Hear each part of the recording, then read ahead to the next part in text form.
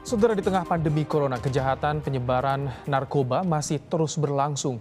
Di Sukabumi, Jawa Barat, polisi menggerebek sebuah rumah dengan temuan narkoba jenis sabu seberat 402 kg.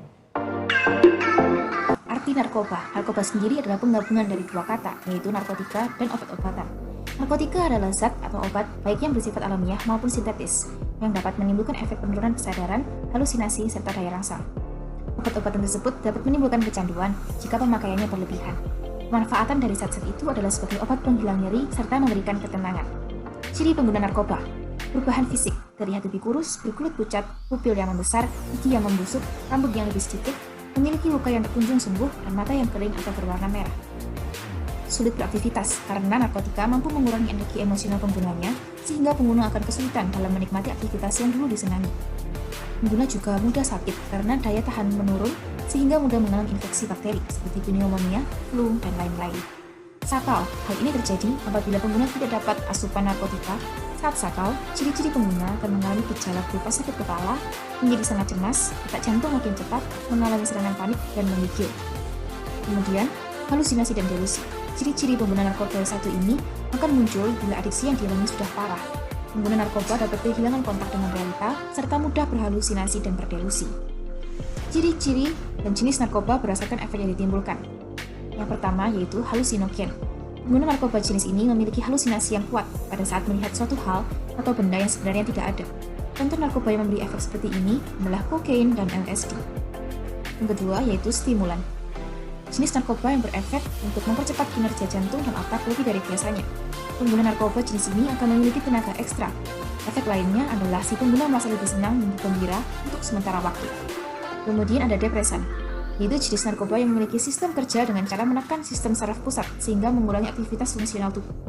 Pengguna narkoba jenis ini akan merasakan efek tenang, tertidur, atau pingsan. Contoh depresan adalah putau atau heroin. Yang keempat yaitu adiktif. Jenis narkoba ini mengakibatkan pemakai memiliki sifat yang pasif, karena kandungan zat yang ada dalam narkoba yang tergolong jenis ini dapat memutuskan saraf otak. Mereka biasanya akan mengalami kecanduan.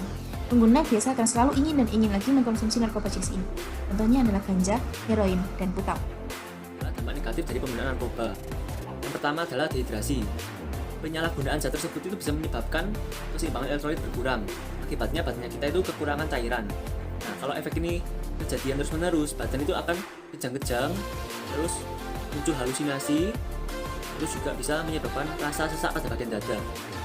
Dampak jangka panjangnya dari dehidrasi itu bisa menyebabkan kerusakan pada otak. Nah, kedua adalah halusinasi. Halusinasi menjadi salah satu efek yang sering dialami oleh pengguna narkoba seperti ganja. Tidak hanya itu saja, dalam dosis berlebih juga bisa menyebabkan muntah, mual, rasa takut yang berlebihan, serta gangguan kecemasan. Apabila pemakaian berlangsung lama, bisa mengakibatkan dampak yang lebih buruk seperti gangguan mental, depresi. Yang ketiga, menurunnya tingkat kesadaran. Pemakaian menggunakan obat-obatan tersebut dalam dosis yang berlebihan, efeknya justru membuat tubuh terlalu rileks, sehingga kesadaran berkurang drastis. Dampak narkoba yang cukup berisiko tinggi adalah kehilangan ingatan, sehingga sulit mengenali lingkungan sekitar. Yang keempat, kematian. Dampak narkoba yang paling buruk terjadi jika si pemakai menggunakan obat-obatan tersebut dalam dosis yang tinggi, atau yang dikenal dengan overdosis. Pemakaian sabu-sabu, opium, dan kokain bisa menyebabkan tubuh kejang-kejang dan jika dibiarkan dapat menimbulkan kematian. Inilah akibat fatal yang harus dihadapi jika sampai kecanduan narkotika. Nyawa menjadi taruhannya. Yang terakhir, gangguan kualitas hidup. Bahaya narkoba bukan hanya berdampak buruk bagi kondisi tubuh. Pengguna obat-obatan tersebut juga bisa mempengaruhi kualitas hidup. Misalnya, susah berkonsentrasi saat bekerja, mengalami masalah keuangan, hingga harus berurusan dengan pihak kepolisian jika terbukti melanggar hukum.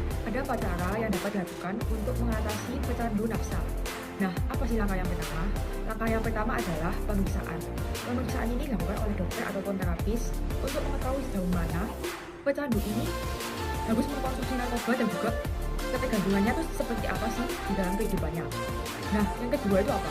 Yang kedua itu adalah detoksifikasi. Detoksifikasi ini bertujuan untuk melepaskan pecandu dengan jumlah 1% agar pecandu itu dapat melepaskan obat-obatan yang itu secara permanen dan juga keseluruhan. Nah, memang di dalam proses detoksifikasi ini, pecandu akan merasa kesakitan ataupun merasakan efek yang negatif di dalam badannya. tetapi dokter akan membantu untuk memberikan resep obat untuk mengurangi rasa sakit tersebut.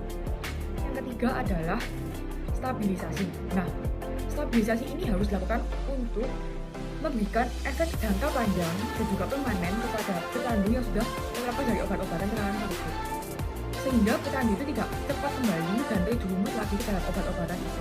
Yang keempat adalah stabilisasi kegiatan. Nah, stabilisasi ini bertujuan agar pecandu dapat kembali lagi ke aktivitas normal, tetapi juga mencegah agar pecandu ini tidak kembali ke lingkungan gelap itu. Nah, peran dari lingkungan sekitar ini sangat penting, karena orang-orang terdekat itu harus memastikan agar pecandu ini tidak kembali lagi dan mengkonsumsi lagi obat-obat terlarang itu, sehingga pengawasan harus dilakukan terhadap pecandu yang sudah terlepas dari narkoba ataupun nafsa. Pecandu ini harus dipastikan tidak terjerumus dengan lingkungan. Motivasi untuk menghindari narkoba yang pertama itu adalah kita itu harus membutuhkan niat.